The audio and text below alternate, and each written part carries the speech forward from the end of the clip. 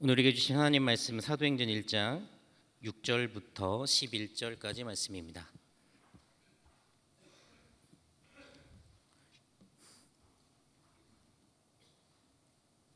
사도행전 1장 6절에서 11절까지 말씀 한 절씩 교독하고 마지막 절 함께 읽겠습니다.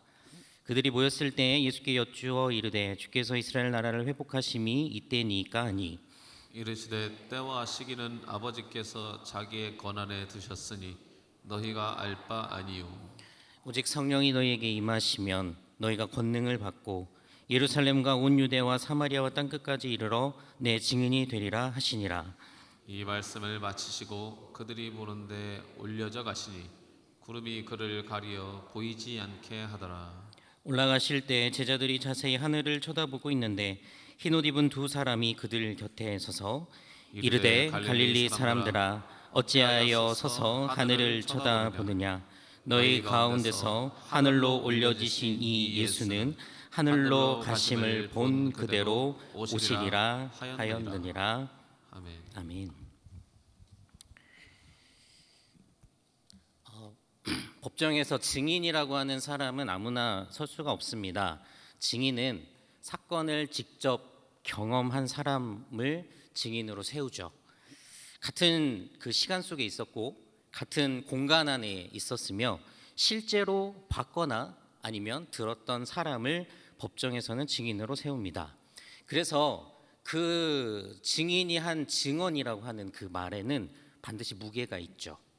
어떤 이 사건의 방향과 또 그 결과를 결정하는 데 있어서 굉장히 중요한 역할을 감당을 하는 것이 증인이고 그 증인이 하는 증언일 겁니다. 예수님께서 오늘 말씀해 보니까 마지막에 제자들에게 하신 말씀 내 증인이 되라 그렇게 말씀을 하신 이유도 여기에 있습니다. 제자들은 예수님과 함께 걸었고요. 또 풍랑이 이는 그 바다를 예수님과 함께 건넜고 병든 자가 회복되는 장면을 함께 보았으며 십자가의 절망, 그 십자가의 절망 이후에 있는 부활, 이 기쁨을 함께 경험한 자들입니다. 그들은 단순히 예수님에 대하여 어떤 교리를 배운 사람들이 아니었습니다. 정확하게 말하자면 이 제자들은 예수님을 경험한 사람들이었죠. 그래서 여러분 오늘 말씀 땅끝까지 이르러 내 증인이 되라 라고 하신 이 말씀을 잘 뜯어보면 그 안에는 사실 너의 삶에서 예수인 나를 경험하라 이 말이 포함되어 있는 겁니다. 여러분 증언을 하고 증인이 되기 위해서 예수님을 경험해야 됩니다. 예수님을 경험하지 않고 증인이 될 수 없는 거죠. 즉 증인의 삶의 증언대에 그 사람을 세울 수가 없다는 겁니다. 왜냐하면 예수를 경험하지 않는 사람의 그 말에 무게가 없거든요. 그래서 여러분 땅끝까지 이르러 내 증인이 되라라고 하는 말은 예수를 너의 삶에서 경험하라 라고 하는 말로 바꾸어 생각해 볼 수 있습니다. 참된 증언은 단순히 정보를 전달하는 게 아닙니다. 내가 만난 예수, 내 삶을 변화시킨 예수, 내 절망 속에서 어떻게 역사하셨는지 그 역사하신 예수를 드러내는 거죠. 그러기 위해서는 우리의 삶에서 예수님을 경험해야 합니다. 예수를 경험한 것으로 복음에 대한 확신이 서고 복음에 대한 확신이 곧 증언이 되고 그 증언하는 자가 곧 증인이 되는 것이죠. 만약에 요즘 예수님을 향한 증언이 줄어들고 있다. 누군가가 교회의 현실을 바라보면서 우리들의 상황을 보면서 증언이 줄어들고 있다라고 진단했다면 이건 어떻게 해석이 가능하냐? 그만큼 예수님에 대한 각 성도들의 경험이 줄어들고 있거나 우리들의 삶 가운데 예수님께서 찾아오셨는데 그 찾아오신 예수님을 지금 성도들이 인지하지 못하고 있는 무지함이 그 원인이 될 겁니다. 복음이 전파되지 않고 있고 복음을 들어야 되는 사람들이 더 교회로 하나님의 전으로 복음의 자리로 초청되고 돌아와야 하는데 그것이 지금 원활하게 이루어지지 않는다라고 하는 것은 세상을 탓하기 이전에 세상이 저 모양이고 저 꼴이어서 복음을 듣지를 않는구나라고 진단하기 이전에 증언을 해야 되는 증인들이 지금 예수님을 만나는 삶에서의 경험이 줄어들고 있구나라고 진단을 해야 된다는 거죠. 눈을 다른 사람을 향해서 자꾸 탓하거나 바라보는 게 아니라 나 자신, 내가 지금 증언을 해야 되는 증인으로서의 참된 예수의 경험이 내 삶 가운데 지금 살아 있는가? 우리 주님은 지금도 나를 찾아오고 계시는데, 지금도 나와 함께 하고자 나의 삶의 문을 두드리고 계시는데, 내가 둔감해서, 내가 무지해서 그 증언된 삶을, 예수님 찾아오심을 애써 거부하고 있거나 못 알아채고 있는 게 아닌가. 사랑하는 여러분, 오늘도 주님은 여러분들을 찾아오십니다. 오늘도 주님은 여러분의 삶 안에서 증인이 될 수 있는 그 경험과 깨달음을 주시기 위해 가장 여러분 삶 가까이에 찾아와 역사하시는 것을 믿으시기 바랍니다. 귀를 열고요, 마음을 열고 여러분과 함께 하시는 주님을 오늘도 깊이 경험하심으로 오늘 말씀에 증인이 되라 라고 하신 이 주님의 말씀이 여러분들의 삶으로 체화되는 복된 성도님들 다 되실 수 있기를 예수님의 이름으로 축원합니다. 근데 이 제자들이 아주 독특한 경험을 하나 하게 됩니다. 예수님께서 땅끝까지로 증인이 되라 이 말씀을 마치시고 제자들이 보는 앞에서 하늘로 올라가신 겁니다. 이거는요, 이제까지 제자들이 예수님을 통해서 경험한 것들이 많이 있잖아요. 뭐 병든 자도 고치시고 오병이어의 기적도 일으키시고 놀라운 말씀으로 함께 하신 그 예수님의 여러 가지 사역들에 대한 경험 중에 가장 신기하고 놀라운 장면이었습니다. 아니, 보는 앞에서 하늘로 올라가시니까요, 우리 1cm만 발에 그 지면에서 발도도 신기하잖아요. 근데 뭐 쫙 올라가시는 모습을 봤단 말이에요. 여러분, 제자들이 한동안 멍하니 그 장면을 바라봅니다. 얼마나 장엄했겠습니까? 얼마나 신비로웠을까? 근데 그 순간에 그 장엄하고 놀랍고 한 번도 경험해보지 못한 이 너무나도 놀라운 그 순간에 하늘로부터 음성이 들려와요.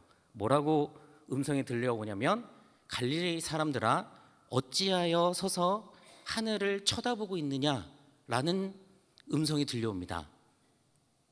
조금 제가 살을 붙이자면 그만 쳐다봐 라고 하는 말입니다. 왜 계속 쳐다보고 있어? 뭐 볼 게 있다고 계속 쳐다보고 있어? 라고 하는 말이죠. 신기하게 쳐다보고 있는 제자들을 향해서 들려온 말씀이 왜 계속 하늘을 쳐다보고 있냐라고 지금 하늘로부터 음성이 들려온 겁니다. 예수님께서 승천하시자 제자들은 하늘을 봅니다. 여러분, 하늘을 바라보는 그 모습은요, 너무 자연스러운 거예요. 놀랍잖아요. 그리고 또 한켠에는 주님이 지금 가시잖아요. 그 떠나가시는 주님을 놓치고 싶지 않았겠죠. 이 부활하신 주님은 천하무적이에요. 죽음을 이겼잖아요. 죽음을 이기신 그 주님은 이제 제자들이 이루고자 하는 놀라운 일들을 하실 때 있어서 너무나도 든든한 뒷배경임과 동시에 모든 것을 다 하실 수 있는 천하무적입니다. 근데 그 주님이 떠나시잖아요. 제자들이 얼마나 그 마음 가운데 놓치고 싶지 않았겠어요. 그런데 하늘로부터 음성이 들려왔다고요. 왜 서서 하늘을 쳐다보고 있냐? 여러분, 이 질문을 왜 했을까요? 하늘로부터 들려온 이 음성, 이 질문이 제자들에게 왜 주어졌을까?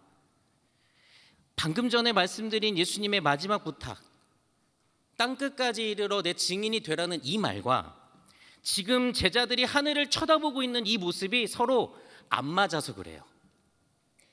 그 예수님의 명령을 들은 것과 그 들은 사람이 취해야 될 행동이 불일치하기 때문에 하늘로부터 음성이 들려온 거예요. 그만 쳐다보라고. 하늘을 왜 그렇게 계속 쳐다보고 있냐고 라고 하는 말은 예수님이 내리신 그 명령과 제자들의 행동이 일치하지 않기 때문이었습니다. 여러분, 사실 이와 비슷한 장면이 예수님께서 사역하시던 중에 그 사건이 있어요. 공간복음서, 모든 공간복음서에 기록되어 있는 사건인데요, 바로 변화산 사건입니다. 여러분들도 아시겠죠? 예수님께서 산에 올라가시는데 제자 3명을 데리고 갑니다. 베드로와 야고보와 요한 데리고 산에 올라가세요. 근데 올라갔는데 거기에서 예수님께서 변모하시는 거예요. 아주 영광스러운 모습으로 변모하고 또 예수님만 있는 게 아니라 거기에 엘리야도 같이 있고 모세도 같이 있습니다. 막 대화를 나눠요. 예수님하고 함께 대화를 나누는 장면을 제자들이 봅니다. 얼마나 영광스러워요. 얼마나 좋아요. 그러니까 그 좋은 마음에 베드로가 말을 하죠. 주여, 우리가 여기에 있는 것이 굉장히 좋사오니 여기에다가 초막셋을 지었으면 좋겠습니다 라고 얘기를 하죠. 초막셋을 짓자고 얘기를 했을까요? 이 영광스러운 순간에 계속 있고 싶은 거예요. 무언가를 짓는다는 거는 거기에 고정된다는 얘기입니다. 거기에 머문다는 얘기예요. 초막셋을 짓고 거기에 머물고 싶다 이 말이죠. 그러나 예수님께서 취하신 행동은 그 이야기를 듣고 초막 그래 짓자라고 해서 셋을 지은 게 아니고요. 예수님은 그 산 위에 머물지 않으셨습니다. 바로 이어지는 성경의 내용은 귀신 들린 아이를 고쳐주는 사건이 이어집니다. 공간복음서는 모든 이 사건을, 변화산 사건, 그 다음에 귀신 들린 아이를 고쳐주는 사건을 함께 연결해서 기록하고 있어요. 산 위에서는 영광스럽게 변하신 예수님이 있었고 산 아래로 내려왔었을 때는 귀신 들린 아이를 고쳐주는 사건이 일어난 거죠. 위에는 너무나도 영광스럽고 너무나도 행복하고 천국이 따로 없는 곳이지만 그 산을 내려온 그 현장은 귀신이 난무하고 고통과 혼란이 가득한 현실이었다라고 하는 겁니다. 여러분, 여기에 신앙에 아주 중요한 유혹이 하나 숨겨져 있죠. 우리가 신앙생활을 하면서 우리 누구나 경험할 수 있는 건데 자꾸 산 위에 머물고 싶어 합니다. 그 영광스러운 변화산 위에 자꾸 머물고 싶어 해요. 그거는 인지상정입니다. 여기서 말하는 저는 아니 그럴 것 같습니까? 저도 그래요.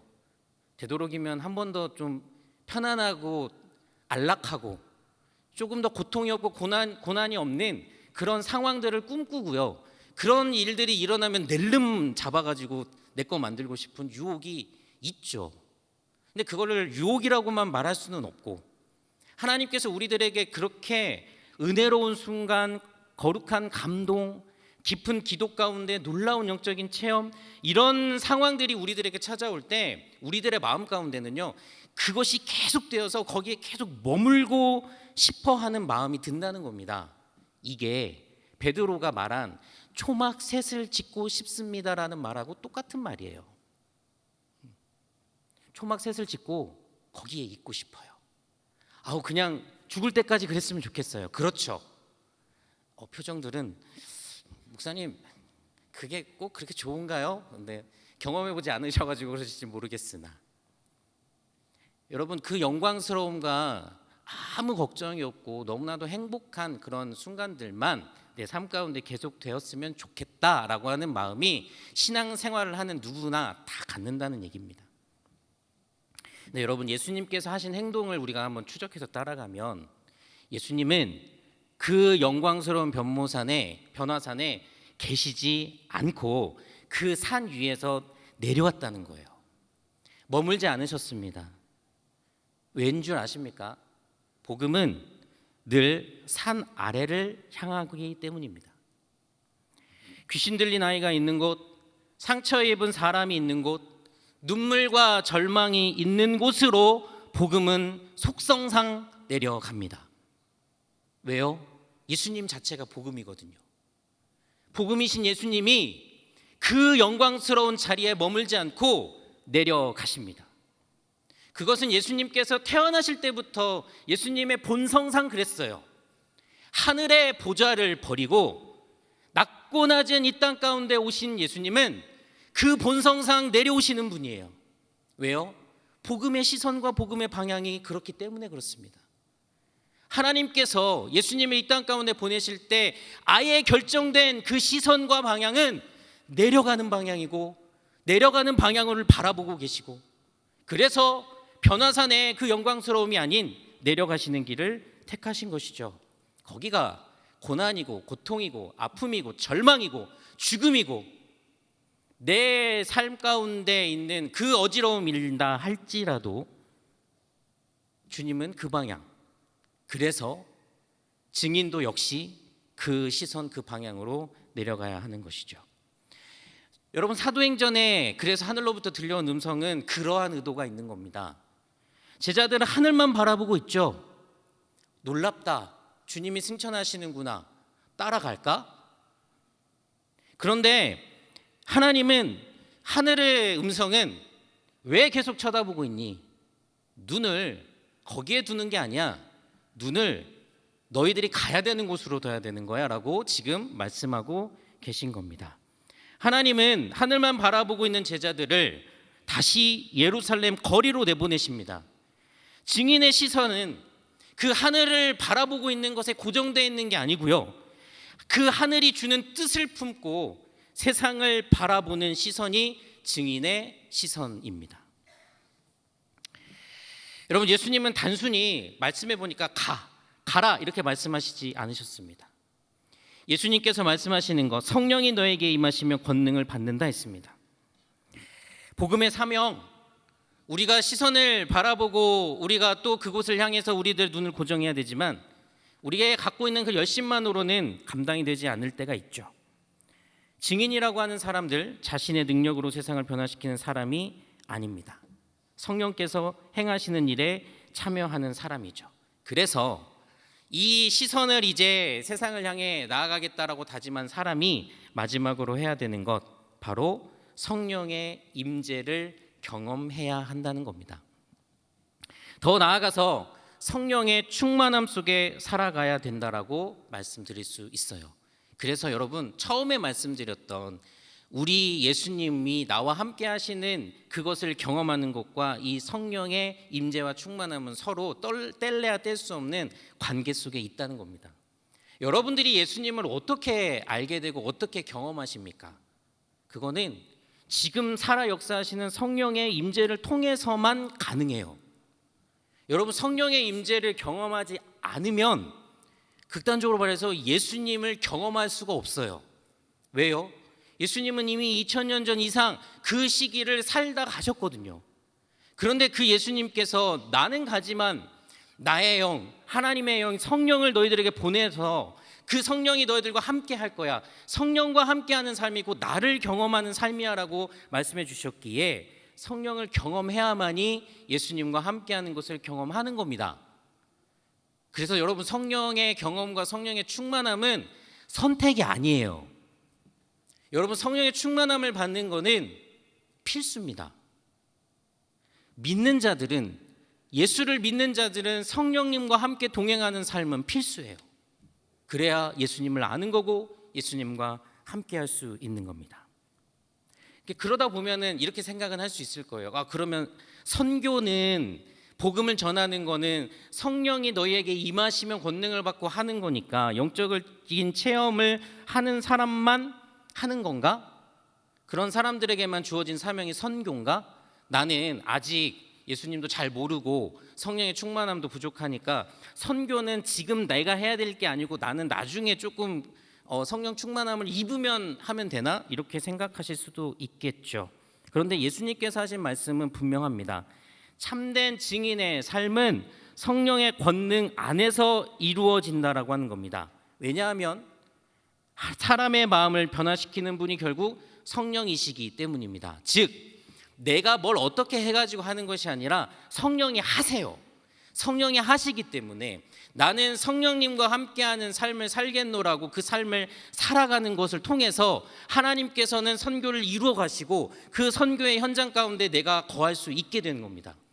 여러분, 순서가 바뀌면 안 되는 거예요. 내가 성령의 어떠한 것들을 행하고 난 다음에 성령을 받고 나서 하는 게 아니라 성령이 이미 하고 계시기 때문에 이미 하고 계신 성령 안으로 내가 들어가면 되는 거예요. 이것이 성령의 충만함입니다. 그래서 여러분, 선교는 내가 하나님을 끌고 데리고 가는 일이 아닙니다. 이미 성령님께서 먼저 일하고 계시고 그 자리에 순종하면서 들어가는 거죠.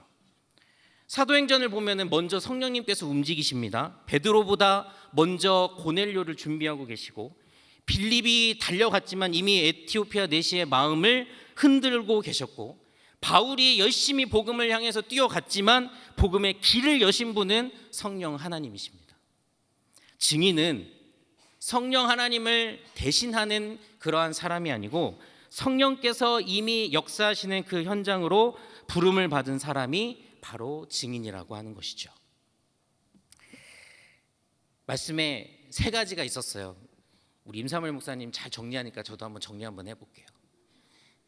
여러분, 증인은요, 예수님을 삶에서 경험하는 사람. 증인이 되려면 반드시 여러분들의 삶 가운데 예수님을 경험한 경험이 있으셔야 된다는 것. 그리고 그 증인은 시선을 계속 하늘에 두는, 멍하니 하늘만 쳐다보고 바라보는 게 아닌 내 삶 가운데에서 주님의 마음이 어디에 있는지, 주님의 필요가 어디에 있는지, 귀신 들린 아이는 어디에 있는지, 고통받고 복음을 아직도 알지 못하는 이들은 어디에 있는지를 바라보는 그 시선의 방향이 그곳에 있어야 된다는 것. 그리고 이 모든 것을 가능케 하시는 것은 나의 능력, 나의 힘이 아니라 성령의 충만함, 성령의 임재하심이 있을 때 그 증인된 삶을 살아갈 수 있고 그 증인된 삶으로 이끌어 가신다라고 하는 것. 여러분들, 이게 증인의 삶, 증인의 시선입니다.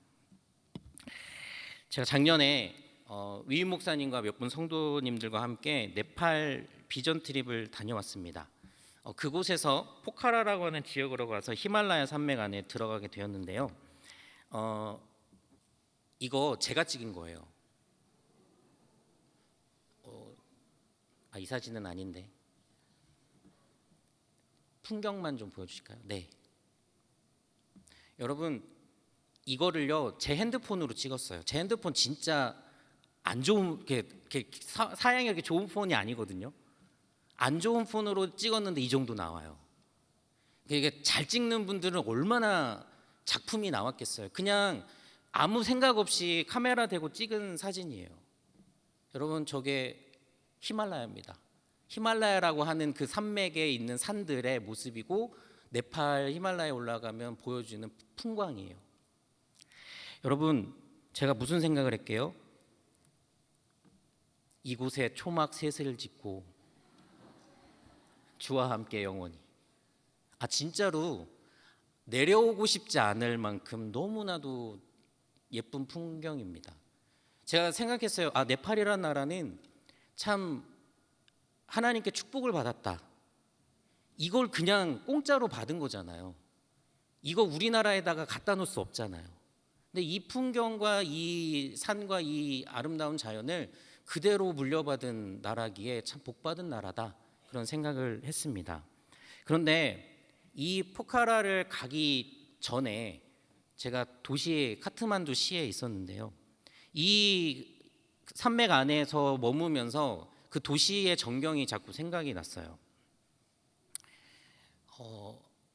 저게 그냥 산당 같은 거예요. 저게 저 붉은 족족한 거 보이세요?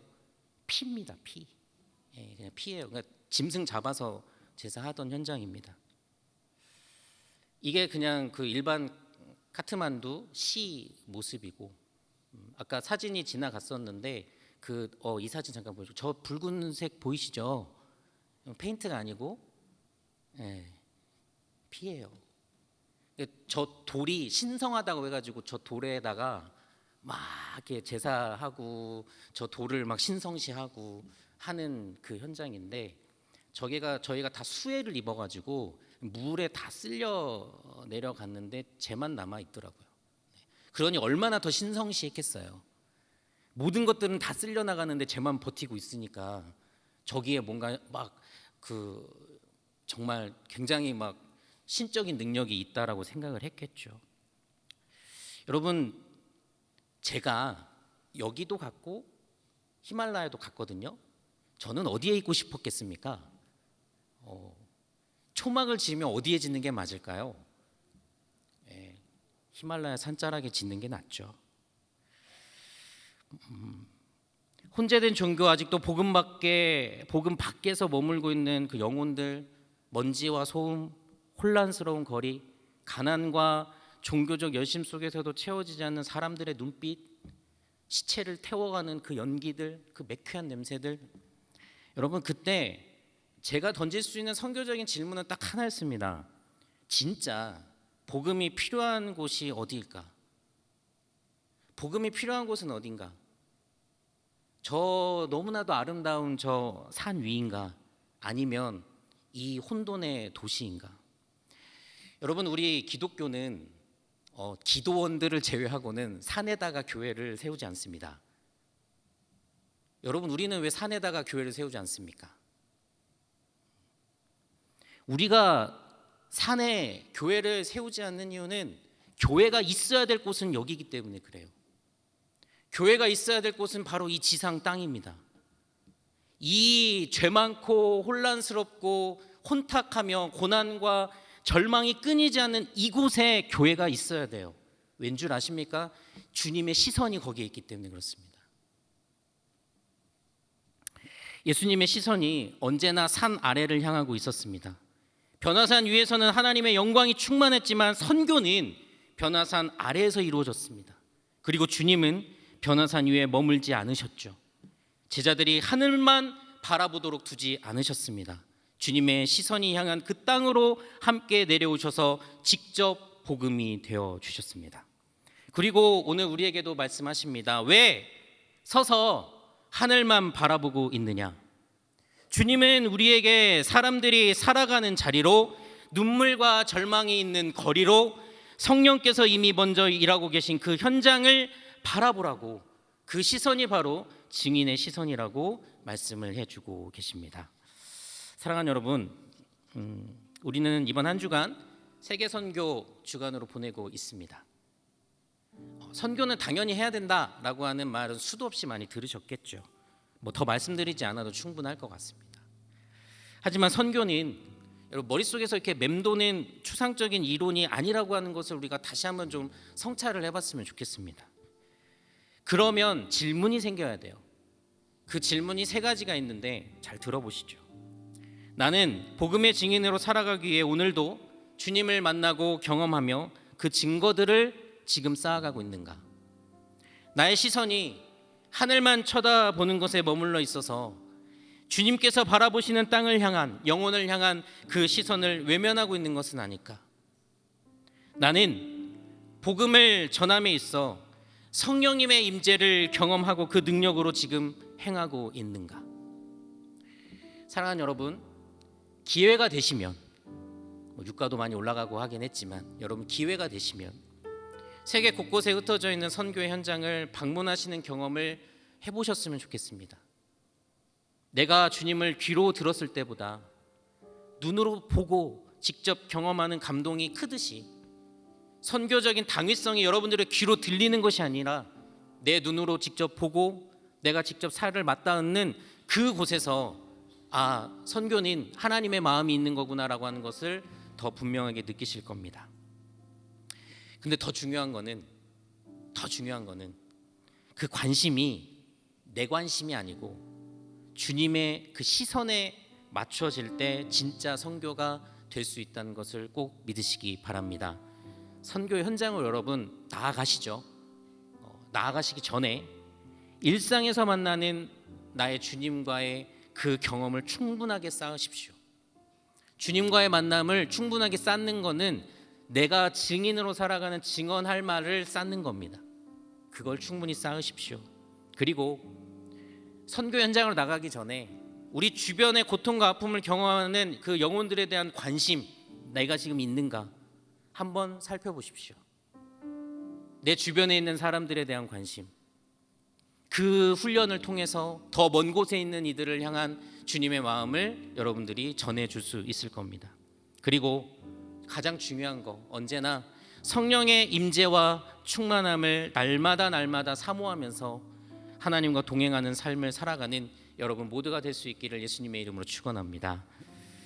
한 가지만 더 부탁을 드릴게요. 우리가 돕고 있는 세 분의 파송 선교사님, 네 분의 협력 선교사님들 계십니다. 여러분들 이분들을 위해서 꼭 기도해 주시기 바랍니다. 우리는 직접 가지 못하지만 그분들은 직접 가 계시거든요. 거기에서 맞닥뜨리는 수많은 문제들 앞에서 기도 없이는, 성령님께서 함께 하시는 것 없이는 풀어나갈 수 없는 일들이 너무나도 많은데, 우리가 이 자리에서, 이곳에서 다른 것 많은 것 해드리기 참 어렵지만 우리가 할 수 있는 기도, 우리가 할 수 있는 물질적인 후원들, 이런 것들에 더욱더 마음을 쏟고 우리가 더 열심으로 우리 선교사님들을 위해 기도해 한다면 우리 선교사님들의 사역의 현장에 하나님의 나라와 하나님의 역사가 분명하게 이루어질 줄 믿습니다. 사랑하는 여러분, 이번 한 주 복음의 증인이 되시고 이 땅의 고통과 아픔 간과하지 마시며 성령의 충만함으로 증인이 바라봐야 될 것들을 바라보는 우리 운종의 모든 식구들 될 수 있기를 예수님의 이름으로 축원합니다.